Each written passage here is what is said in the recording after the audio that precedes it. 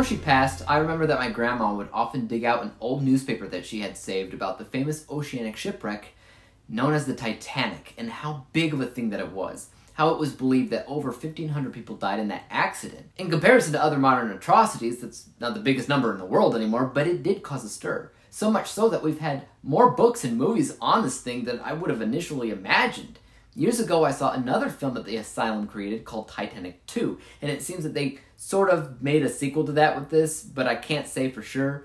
Now, Tubi sent me an early screener to check out this film a little bit early. It comes out on the Tubi platform on April 15th in association with the Asylum. This is Titanic 666. The Titanic III is planned to set sail on the same voyage the Titanic took 110 years ago in Titanic 666. And they're sure that this time it will be successful. After it sets sail, a young stowaway girl does a little bit of witchcraft and summons the spirits of those that died on the Titanic all those years ago to make sure that these people suffer the same fate. Why? Well, reasons, that's why. The Asylum is kind of infamous for creating, at best, B-movies and at worst, poor excuses for films that have been accused of trying to fool people into paying to watch their movies that are often titled similarly to big Hollywood films. Depending on who you are, though, you might actually love their stuff because they can be seen as so bad that they're good. So where does Titanic 666 lie? Hard to say. I want to talk about the possibility of this, though, being a sequel to Titanic 2. There are some arguments to be made because the ship that they sailed in that film was Titanic II, and this was called the Titanic III. But other than that, the film makes no real acknowledgement of the events that happened in that last film, which was more of a remake of the real Titanic story in which history repeats itself type of thing. This was more paranormal, and to a degree, it's not a terrible idea if they didn't go overboard. No pun intended. The idea of the waters of this ocean essentially being a graveyard site where ghosts are found, that's a good idea. I like that idea. That's almost original. And because the Titanic was such a massive atrocity, that's a graveyard with 1,500 souls, right? That's a solid foundation. But that's not exactly the route the film takes. Instead, the ghosts show up in this movie because they're conjured up by a weird chick with a strange vendetta that nobody would have 110 years after the fact. So because they introduced this strange witchcraft sub-story, I felt like the story got watered thin and started to sink. Now that pun was intended. Anytime a simple plot like this gets convoluted for no real reason, I kind of have to complain. But stepping away from the story for a second, I did want to talk about the visuals. I remember watching Titanic 2 and its visuals being pretty awful.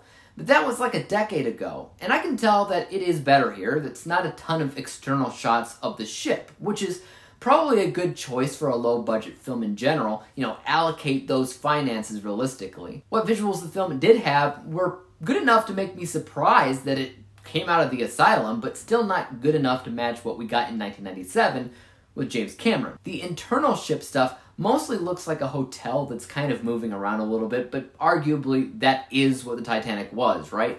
So visuals weren't amazing, but they were better than what I expected. The acting was mostly blah for me. Some were average, while just a ton were awful and overdoing it. The best actors were probably Annalyn McCord and her character as well as her character's husband, but that's still not saying much. One person that kind of needed a little bit of help in the acting department was Joseph Gatt, otherwise known as Mr. Clean. I'm kidding. But his character was meh. A lot of the characters were meh. The horror angle itself was fine. The look of the ghost kind of gave me the vibe of a spooky Snapchat filter, which, I don't know, I guess Snapchat has been getting better and better with that over the years, but a Snapchat filter nonetheless. Overall, it is the Asylum, and it feels like the Asylum. You know, I am a fan, though, of reading up on things about the Titanic. I think that it was a beautiful ship, and an extremely unfortunate and sad thing that happened to it, especially with its ego of being unsinkable. It's also a bittersweet fact that the real ship is really starting to disappear under the harsh conditions of seawater. So I didn't mind getting the chance to watch this film. I just think that it tried a little bit too hard to be more than it needed to be. So even though it's an hour shorter than, say, Cameron's famous film, it feels like it's an hour longer. Tubi originals are new to me. I hadn't really heard about them before I was given this movie to check out. I think with time, they'll be given a lot more opportunities. I have faith that it'll eventually become successful. This may not be the best outing for them, but it is extremely early yet. Looking at my final score for a second, my unbiased score isn't very high at 44% because it has some issues in terms of acting and visuals and pacing, things like that. It's better than I thought it would be, and for what it was going for, I think it mostly works, but obviously it's not a technical feat of a film. My bias score is a little bit lower though, at 30%, because other than the look of the Titanic and the overall premise of never learning from our lessons, it's not the best movie in the world, I'm afraid. I think that it'll gloss over a lot of people's heads. They won't even know it exists. Now, combining those scores together, we come to a final rating of 37%, 37 out of 100 possible stars, or for me, that's a letter grade of F.